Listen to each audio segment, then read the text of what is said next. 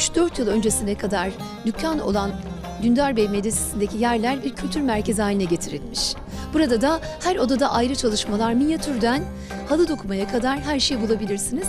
Biz de buraya dolaşırken yine özel bir tasarım ve özel bir işçiliğin olduğu tezgahın yanına geldik. Bakalım neler yapılıyor diyeceğiz ama önce sizi bir tanıyalım efendim. Hoş geldiniz. Ben Gülden Mutlucan. Eğirdir Belediyesi personeliyim. Başkanımızın destekleriyle eski kültürümüz, sanatımız olan kilim kabartma ve kilimleri yeniden canlandırıyoruz başkanımızın destekleriyle. Örneğin bu çalışmayı ne kadar sürede yapıyorsunuz efendim? Hani normal üzerine düşülse sabahtan akşama kadar mutlaka yarısını bitiririz. Diğer bir yarısı ertesi gün biter.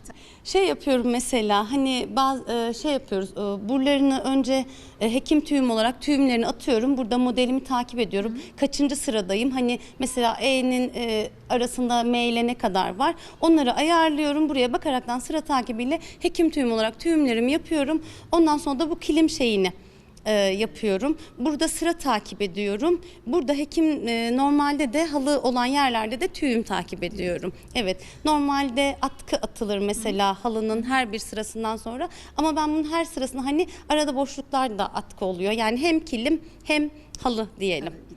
Evet. Önce tüyümlerimi atıyorum. Hekim tüyüm, ters tüyüm olarak da bu şekilde.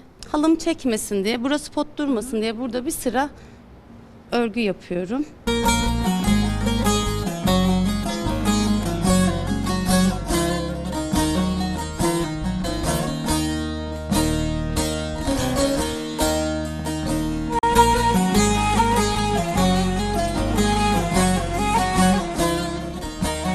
Şimdi burada düğümler var kabartmada ama kilim dizayn edersem diğer şu aralarda yaptığımız şekilde geçkilerle yapılan bir işlem var. Hangisi daha kolaydır?